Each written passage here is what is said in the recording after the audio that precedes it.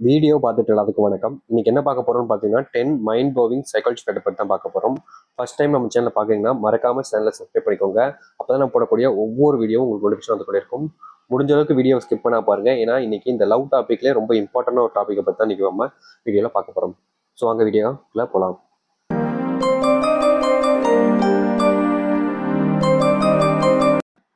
நீங்கள் சொல்லக்கூடியதை காது கொடுத்து கேட்கக்கூடிய ஒரு ஆண் உங்களுடன் எப்போதும் இருந்தால் அந்த ஆணுக்கு உங்கள் பிடித்த நபர் நீங்களாக தான் இருப்பீர்கள். இங்க நிறைய பேர் லைஃப்ல நம்ம சொல்லக்கூடியதை கொஞ்சம் கூட காது கொடுத்து கேட்கறதுக்கு ஆளே இல்லாம இருப்பாங்க. ஆனா உங்களோட லைஃப்ல நீங்க சொல்லக்கூடிய விஷயத்த ஒருத்தங்க காது கொடுத்து கேட்கறாங்க, ஃபர்ஸ்ட் ஆஃப் ஆல் புரிஞ்சுக்க முயற்சி பண்றாங்கனாலே அவங்களுக்கு உங்களை பிடிச்சிருக்குன்றத நீங்க எளிமையா புரிஞ்சுக்கலாம். அண்டு இது நட்பா இருக்கலாம், இல்ல அதுக்கு மேலேயும் இருக்கலாம். அது என்னன்றத நீங்க தான் அதை வச்சு தெரிஞ்சுக்கணுமே தவிர இது 100% சொல்லிட முடியாது. ஓகேங்களா? அதனால இப்படிப்பட்ட ஒரு ஆண் உங்க லைஃப்ல இருக்காங்கன்றதை நம்மளை பாருங்க. நீங்கள் கஷ்டப்படும் போது ஒரு ஆண் சிரிக்கிறார்கள் என்றாலே அந்த ஆணுக்கு உங்கள் மீது அந்த அளவுக்கு வெறுப்பு இருக்கிறது தான் அர்த்தம். இப்போ ஒருத்தங்க கஷ்டப்படுறாங்க, அழுறாங்க, வேதனைப்படுறாங்க அப்படின்ற போது ஒருத்தங்க சிரிக்கிறாங்க அப்படின்னா அவங்களுக்கு நீங்க கஷ்டப்படுறது அவ்வளவு சந்தோஷத்தை கொடுக்கு. அந்த அளவுக்கு அவங்களுக்கு சந்தோஷத்தை கொடுக்குன்றது காரணம் உங்க மேல அந்த அளவுக்கு இருக்கக்கூடிய அந்த வெறுப்பு தான். நீங்க தெரிஞ்சோ இல்ல தெரியாமலையோ ஏதோ ஒரு தப்ப அவங்க லைஃப்ல நீங்க அவங்களுக்காக பண்ணிருப்பீங்க. அந்த ஒரு ரீசன்னால அதை இன்னும் மனசுல வச்சுக்கிட்டு இப்படிப்பட்ட கஷ்டப்படும் போது சிரிக்கிறாங்க. உங்களை விரும்பும் ஆண் மற்றவர்கள் முன்பு உங்களை அவமானப்படுத்தினால் நிச்சயம் அவர்களுக்கு உங்கள் மேல் இந்த காதல் குறைந்து விட்டது என்றுதான் அர்த்தம். அதாவது உங்க லைஃப்ல நீங்க ஒரு ஆணை விரும்புறீங்க, அந்த ஒரு ஆண் மற்றவங்க முன்னாடி உங்களை அவமானப்படுத்துறதும் அசிங்கப்படுத்துறதும் பண்றாங்க அப்படின்ற போது கட்டாயமா சொல்ல முடியுங்க, அவர்களுக்கு உங்க மேல இருந்த காதல் இப்போ கொஞ்சம் கூட துளி அளவு கூட இல்லை, முழுவதும் குறைஞ்சிருச்சுன்றத இதை வச்சு நீங்க எளிமையா புரிஞ்சுக்க முடியும். நீங்கள் கோவப்பட்டு சண்டை போடும்போது உங்களுக்கு பிடித்தவரும் கோவப்பட்டு சண்டை போட்டு அங்கிருந்து சென்றால் நிச்சயம் உங்களுக்குள் அந்த காதல் பிடிப்புன்றது இல்லைன்றதை நீங்க எளிமையா புரிஞ்சுக்கலாம். இப்போ ரொம்ப சிம்பிளா சொல்லணும்னா, 2 பேர் விரும்புறப்போ ஒருத்தங்க கோவப்படுறாங்க, சண்டை போடுறாங்க, அங்கிருந்து போறாங்க அப்படின்ற போது அவங்க ஒருத்தரோட முடிஞ்சிடும். ஆனா 2 பேரும் சண்டை போடுறீங்க, 2 பேரும் பிரிஞ்சு போறீங்கன்னா அந்த இடத்துல உங்களுக்கான அந்த காதல் பிணைப்பு இல்லை. ஏன்னா ஒருத்தங்க அந்த இடத்துல புரிஞ்சுக்கிட்டு வந்து பேச ட்ரை பண்ணுவாங்க. அதான் இங்க யதார்த்தமான ஒண்ணு. அதுவே உங்ககிட்ட இல்லைன்னா நிச்சயம் அங்க ஏதோ பிரச்சனை இருக்குன்றத நீங்க தெளிவா புரிஞ்சுக்கலாம். ஒரு ஆண் உங்களை உயிருக்கு உயிராக விரும்புகிறார்கள் என்றால் நீங்களே அவர்களை வேண்டாம் என்று அவர்களை விட்டு செல்ல மாட்டார்கள். அதாவது ரொம்ப சிம்பிளான ஒரு விஷயங்க.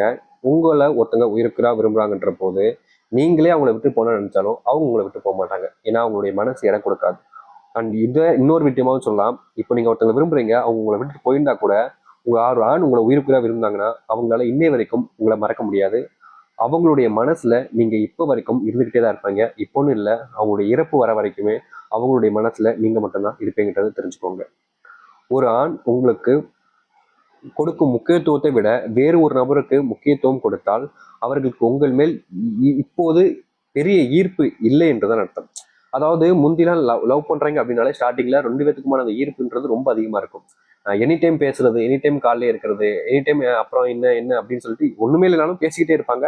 ஏன்னா அவங்களுக்குள்ள அந்த ஈர்ப்புன்றது ரொம்ப அதிகமா இருக்கும். ஆனா நாட்கள் குறைய குறைய ஈர்ப்பு குறையும், மறுபடியும் அதிகரிக்கும். ஆனா இப்போ கொஞ்ச நாட்களாக ஈர்ப்பே இல்லாம போச்சு அப்படின்றத போது தெரிஞ்சுக்கலாம், மற்றவங்களுக்கு முக்கியத்துவம் கொடுக்காங்கன்றே தெரிஞ்சுக்கலாம் உங்க மேல ஈர்ப்பு இல்லைன்றது. முக்கியத்துவம் இல்லைனாலே ஈர்ப்பு இல்லைன்றதா அர்த்தம்.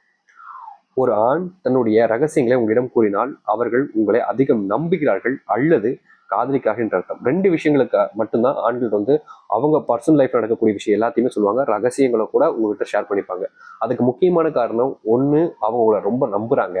அப்படி இல்லாத பட்சத்துல அவங்களுக்கு பிடிச்ச ஒரு நபரா நீங்க இருக்கீங்க, உங்ககிட்ட எல்லாத்தையும் ஷேர் பண்ணிக்கணும்னு நினைக்கிறாங்கன்றதுக்காக அவங்க உங்ககிட்ட எல்லாத்தையுமே ஷேர் பண்ணிக்கிறாங்க. ஆனா எல்லா ஆண்களுமே தன் காதலிக்கிற பெண்ணுக்கிட்டையும் சரி, மனைவி கிட்டையும் எல்லாத்தையும் சொல்லிடுவாங்க கிடையாது. அங்கேயும் சில விஷயங்களை மறைக்கதான் செய்யறாங்க.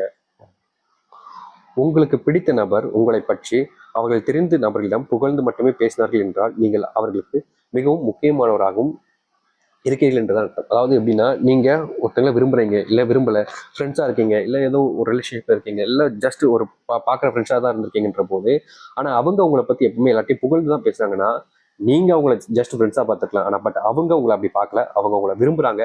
அப்படி இல்லைன்னா உங்களுக்கு உங்க மேல அவங்களுக்கு ரொம்ப அதிகப்படியான அன்பு பாசம் இருக்குன்றதுனாலதான் அவங்க எப்பவுமே உங்களை புகழ்ந்து பேசுறாங்க, உங்களை எல்லாரும் முன்னாடி மேல வச்சு காமிக்கணும்னு ஆசைப்படுறாங்க. நீங்கள் ஒவ்வொரு முறையும் தவறு செய்யும் போது உங்கள் தவறை திருத்திக் கொள்வதற்கு ஒரு வாய்ப்பு கொடுத்தால் அவருக்கு உங்க மேல் உண்மையான காதல் இருக்குன்னு அர்த்தம். இவங்க இப்போ நிறைய பேருக்கு இது கிடைக்க மாட்டேங்குதுங்க. ஒருத்தவங்க ஒரு மிஸ்டேக் பண்ணிடுறாங்க. ஆனா அந்த மிஸ்டேக்கை மட்டுமே வச்சுக்கிட்டு நீ இதை பண்ணிட்டே அப்படி எனக்கு வேணாம்னு சொல்லிட்டு ரொம்ப எளிமையா விட்டு போயிடறாங்க. இப்ப இருக்கக்கூடிய பெண்களும் சரி ஆண்களும் சரி காதலை ரொம்ப விளையாட்டுத்தனமா தான் பாக்குறாங்க.